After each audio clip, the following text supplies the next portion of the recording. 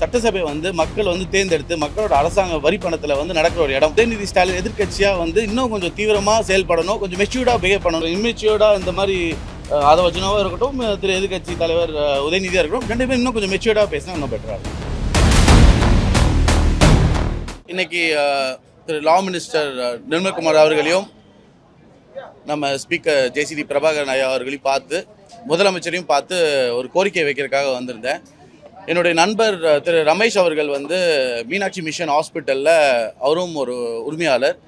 அந்த குடும்பத்தில் கொஞ்ச நாளாக பிரச்சனை ஓடிட்டே இருக்குது. அது ரொம்ப வருஷமாக போயிட்டுருக்கு. அதில் குடும்பத்தில் இருக்கிற மற்ற சகோதரர்கள் சகோதரிகள் எல்லாம் அரெஸ்ட் பண்ணி ஒரு பிரச்சனை ஓடிட்டுருக்கு. அதில் இப்போ குருசங்கரா இப்போ கரண்ட் சேர்மனாக இருக்கிறவர் வந்து இவங்களை மற்ற அண்ணனையும் அக்காவையும் உள்ளே வரக்கூடாதுன்னு சொல்லி ரொம்ப ப்ரெஷர் போட்டு அவங்க மேலே சில பொய் வழக்கெல்லாம் போட்டு அரெஸ்ட் பண்ணியிருக்காங்க.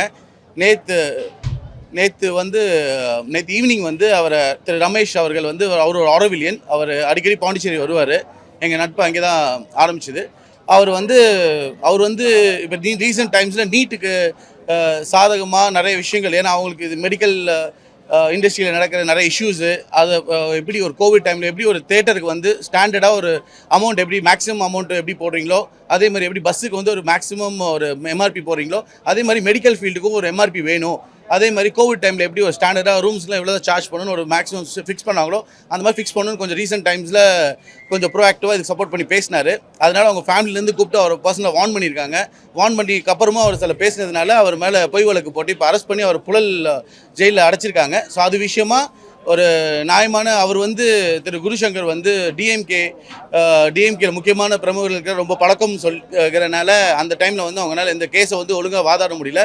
இந்த வாட்டி திரு விஜய் திரு சிஎம் அவர்கள் வந்து ஜென்யூனாக கரப்ஷன் இல்லாமல் ஒரு ஆர்கனைஸ்டாக ப்ராப்பராக வந்து ஒரு விஷயத்தை எதிர்கொள்வார்னு நினைக்கிறோம். அதே மாதிரி இந்த என்கொயரி வந்து ப்ராப்பராக பயஸ்டாக இல்லாமல் ஒரு ப்ராப்பர் தரோ என்கொயரி வைக்கணுங்கிறத எங்களோட வேண்டுகோள். அதுக்காக தான் இன்றைக்கி வந்து திரு ஜேசிடி பிரபாகரன் அவர்களையும் நிர்மல்குமார் லா மினிஸ்டர் அவர்களையும் வந்து பார்க்க வந்தேன். அது உண்மையாக அது இப்போ தான் லெட்டர் ரிசீவ் பண்ணியிருக்கேன். பார்த்து நான் ஒரு உரிய நடவடிக்கை நான் எடுக்க சொல்கிறேன். சிஎம் பார்க்க முடியும். சிஎம் வந்து அப்பாயின்மெண்ட் வாங்கி ஏதோ 14 days ப்ராசஸ் டைமில் இருக்குன்னு சொல்லியிருக்காங்க. ஸோ அதுக்கான மெயில் அனுப்ப சொல்லியிருக்கேன். அனுப்பிச்சிட்டோம்னா நெக்ஸ்ட் எப்போ இன்வைட் பண்ணுறாங்களோ அந்த இஷ்யூவை சொல்லும். பட் அந்த 14 daysக்குள்ளே அவரை ரிமைண்ட் பண்ணி அவருக்கு பெயில் கூட மைட் ஆஸ் வெல் கிடைக்கலாம். ஸோ இன்னும் கொஞ்சம் இதை ப்ரோஆக்டிவாக எடுத்து பண்ணணுங்கிறது தான் என்னோட வேண்டுகோள்.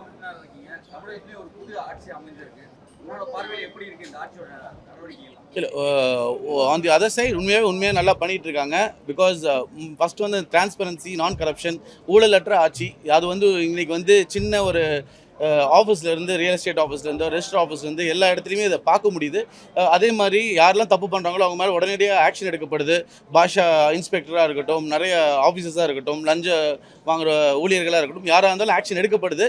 அட் த சேம் டைம் வந்து அதர் ஹேண்ட் இப்போ தான் வந்து நிறைய மினிஸ்டர்ஸ் வந்து புதுசாக கற்றுட்டு இருக்காங்க. அதுக்கான டைம் எடுக்கும். We have to give them also that breathing space. அந்த டைமுக்காக கண்டிப்பாக அவங்க பெர்ஃபார்ம் பண்ணுறோங்கிறத நம்புகிறோம்.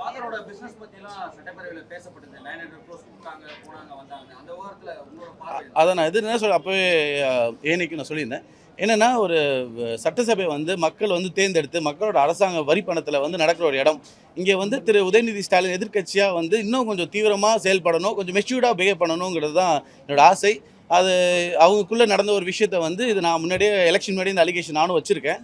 அதை வந்து எங்கே அது வந்து இந்த இடம் இல்லை, அது வந்து விவாகம் இருக்குது. இங்கே வந்து மக்களுக்கு நலத்திட்டங்கள் நிறைய இன்றைக்கி ஒரு பார்த்திங்கன்னா பெரிய ஒரு சென்னையில் ஒரு பெரிய ஏரியில் வந்து கழிவுநீர் கலந்து குடிநீரை வந்து மாசுபடுத்துங்கிற மாதிரி நிறைய இஷ்யூஸ் இப்போ டே டு டே நிறைய இஷ்யூஸ் ஓடிட்டுருக்கு. அதெல்லாம் விட்டுட்டு வந்து இன்றைக்கி வந்து இதை பற்றி இது ஒரு பெரிய இஷ்யூவாக பேசுகிறது வந்து எதிர்க்கட்சி வந்து அந்த அளவுக்கு ஒரு சென்சிபிளாக பேச மாட்டுறாங்கிறது என்னோட ஃபேமிலி மெம்பர் மினிஸ்டர் அவருடைய செயல்பாடுகள் எப்படி பார்க்குறீங்க? நல்லா இருக்கா? எப்படி இருக்கு? இன்னும் அவர் செயல்பாடு பண்ணுற மாதிரி நான் இன்னும் பர்சனலாக அவரை இன்னும் அதை ரியலாக ஃபீல் பண்ண முடியல. இன்னும் I think they're taking their own டைம்னு தெரில. பட் அவரை பற்றி எனக்கு இது வரைக்கும் நான் அவர் பெர்ஃபார்ம் பண்ணி நான் இன்னும் பார்க்கல.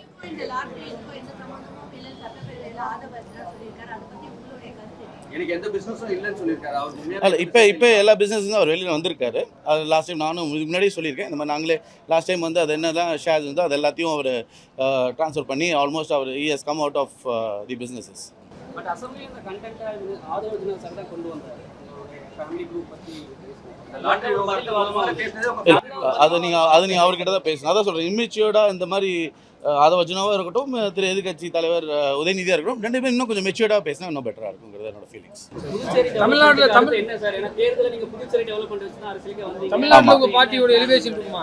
ஆமாம், இல்லை புதுச்சேரிக்கு நாங்கள் அதாவது விஷன் டாக்குமெண்ட் கூட இப்போ நாங்கள் ரெடி பண்ணி வச்சிருக்கோம். உங்களுக்கு நாங்கள் விஷன் டாக்குமெண்ட் கொடுக்குறோம். ஆல்ரெடி நாங்கள் சிங்கப்பூர் ஆர்கிடெக்ட் சிபிஜியை வச்சு நாங்கள் ஆல்ரெடி நாங்கள் சிபிஜி ஆர்கிடெக்ட் டிசைன் சிங்கப்பூர், அவங்க தான் சிங்கப்பூரை வந்து 188 இயர் ஓல்ட் ஃபார்ம், அவங்க தான் வந்து சிங்கப்பூரே டிசைன் பண்ணாங்க.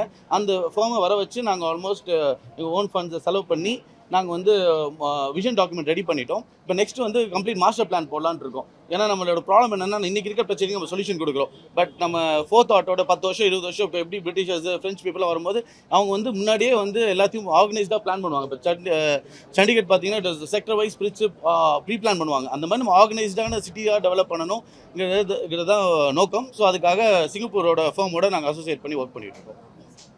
தமிழ்நாட்டுக்கு கேட்டிருந்தார், தமிழ்நாட்டுக்கு கண்டிப்பாக விரைவில் வந்துட்டுருக்கோம். கண்டிப்பாக அதோட இந்த சட்டசபை வந்து அதுக்கான இடம் இல்லை. நான் கட்சி விஷயமா நான் வெளில வந்து நான் சொல்கிறேன்.